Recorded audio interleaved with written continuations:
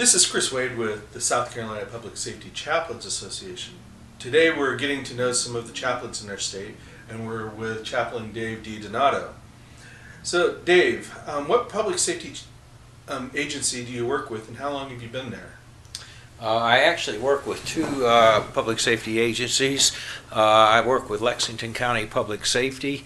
I've been with them since September 2005, and I'm working as a senior chaplain for Lexington Police Department, and I've been with them for 10 years. And what do you like about being chaplain there? Both agencies, it's different challenges on both of them.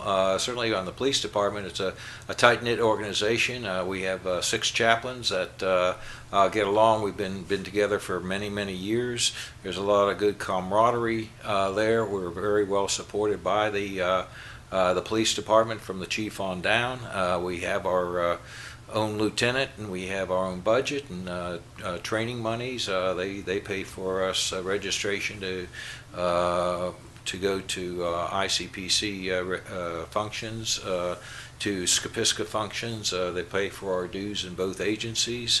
Plus, really good.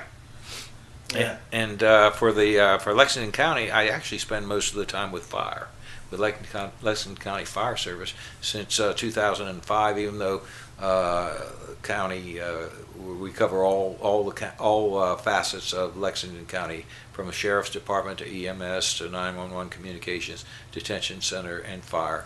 But I spend most of the time with the fire folks. Okay. So tell me a little bit about your faith tradition growing up. For the first 22 years of my life, I grew up as a Roman Catholic. And when how I became a Methodist, it was actually hormones. I was a junior. Okay, I want to hear this. Junior at the Citadel, and I went to a dance at the School of Nursing. Then it was a medical college of South Carolina. I met a junior student nurse, and the only way I could see her on Sundays was after I went to Mass and ate breakfast in the mess hall on Sunday mornings at the Citadel. I walked a mile to Asbury Memorial United Methodist Church and went to Sunday school and church with her. And after a year and a half, I finally saw the light, so to speak. But I also accepted Jesus as Lord and Savior on Valentine's Day in 1969, and so the combination of the two, I became a United Methodist, and haven't regretted it any. Okay, cool. So tell us about your family. That's an adventure too. I thought I was an only child of Agnes and Dominic D. Donato. Dominic was born in Italy. Mom was German-Irish, born in Mount Union, Pennsylvania.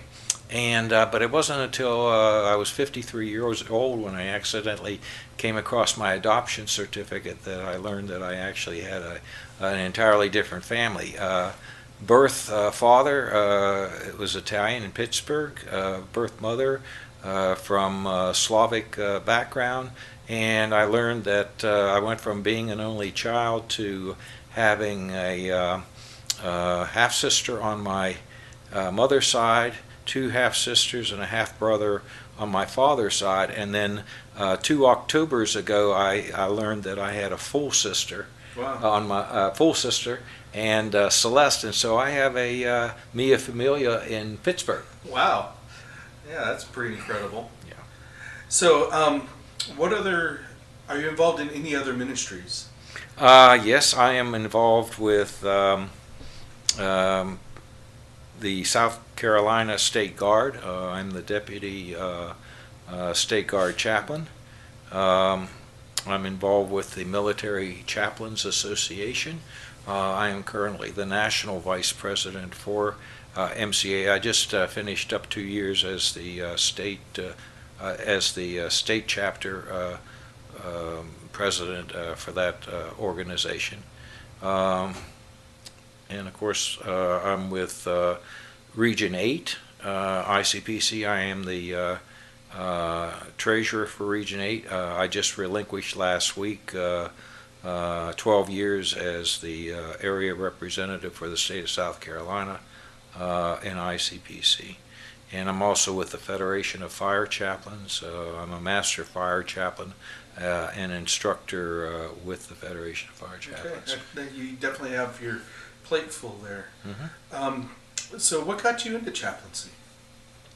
Well, I actually was an Army chaplain in 1969. I started as a field artillery officer.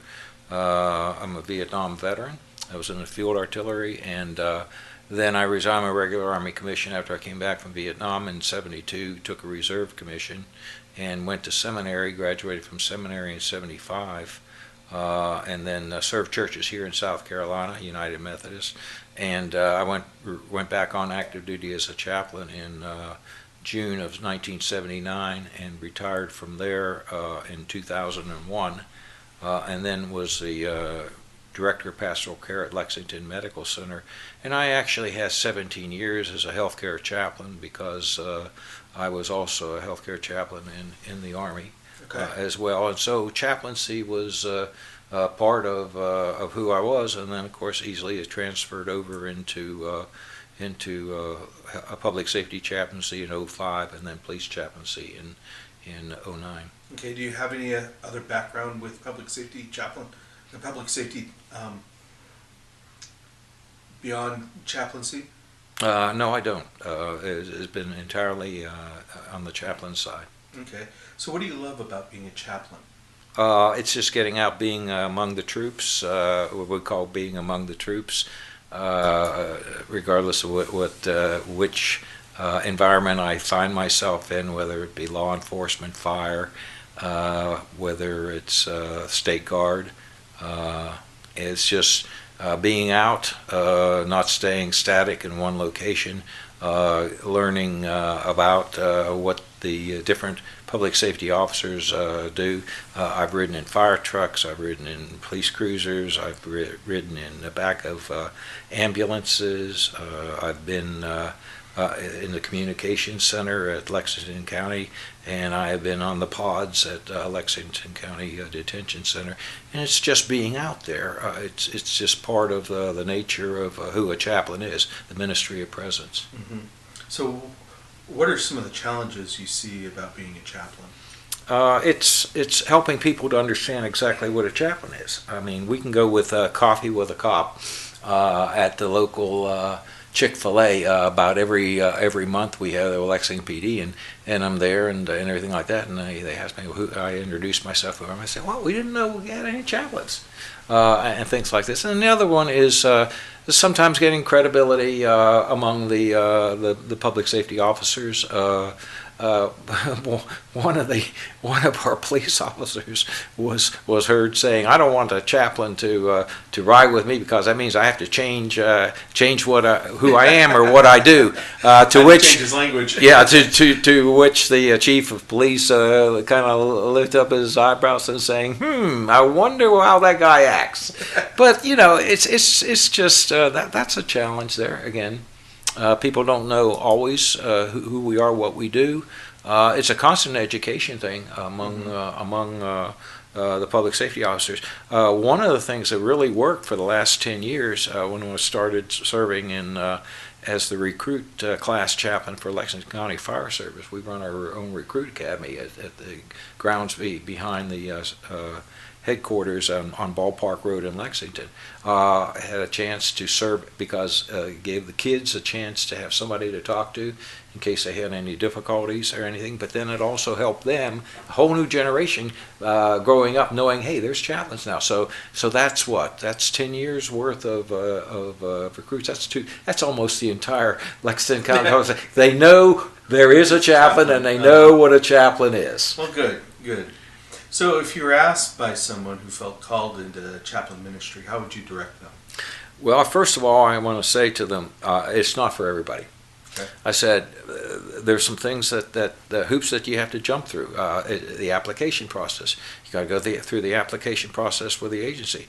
You have to be ordained. You have to have the education. You have to be endorsed by your denominational endorsement agency to be a public safety chaplain, whether it be with fire, EMS, police, sheriff, or whatever. The second thing is you have to be a self-starter, and you have to have a strong you have to have thick skin, and not be a person who always wants to be patted on the back and everything. You don't get in it for the attaboys and attagirls or anything like that, and you certainly don't want to be. We don't want an a wannabe police officer, a wannabe fireman, and all that. If they want to do that, don't go into chaplaincy. Go apply for the position and do that. We don't want people that are just want to pad their resumes or just say, hey, look, I got this neat badge and I got this neat uniform and everything like this. It is not for the faint of heart. You have to have a true missionary zeal and love of people, because these folks put themselves on the line, whether it is a police officer standing between us and danger, firefighters protecting lives and property, whether it's EMS fighting for a person's life and sometimes not being successful, but most of the time because of their great skills and dedication they are.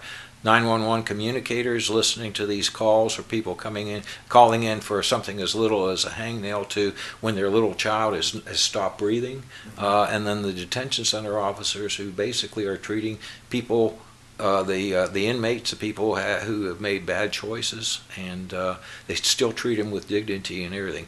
You have to have a calling to that, and I truly feel, having spent time with public safety officers all this time, that they have a calling to public safety just as we ministers have a calling to be public safety chaplains. Okay.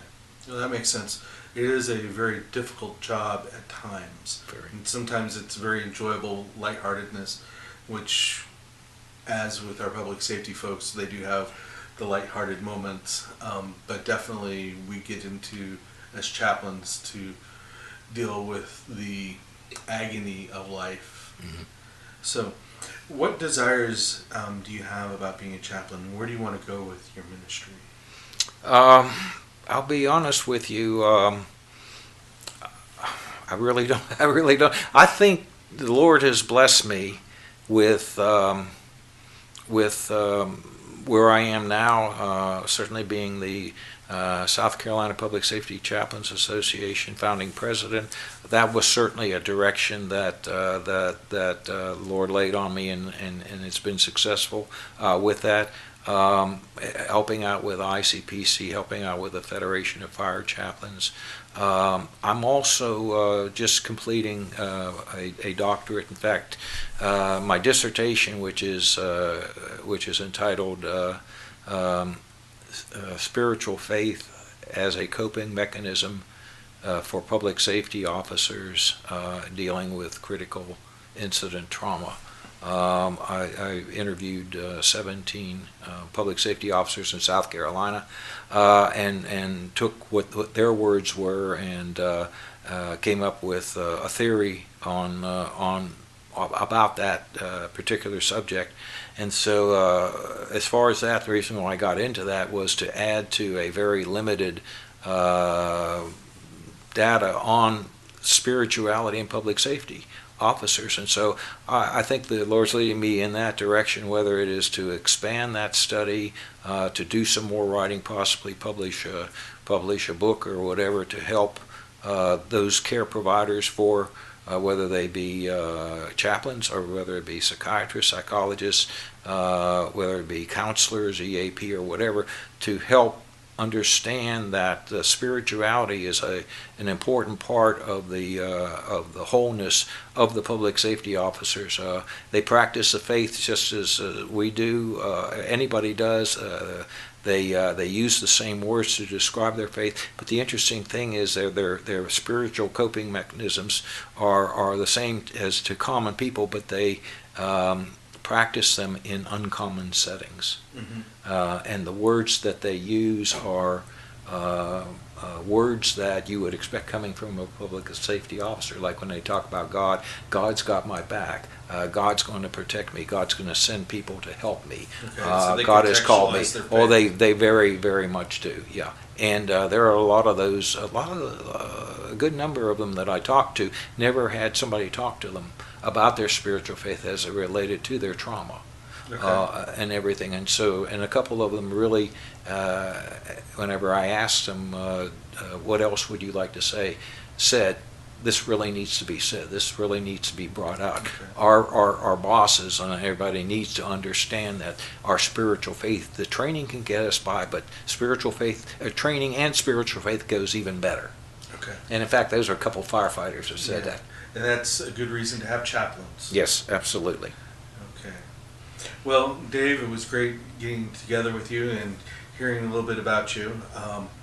We wish you all the luck in your endeavors as a new, soon-to-be new doctor of ministry. This is Chris Wade with Chaplain Dave DiDonato, and we're signing off.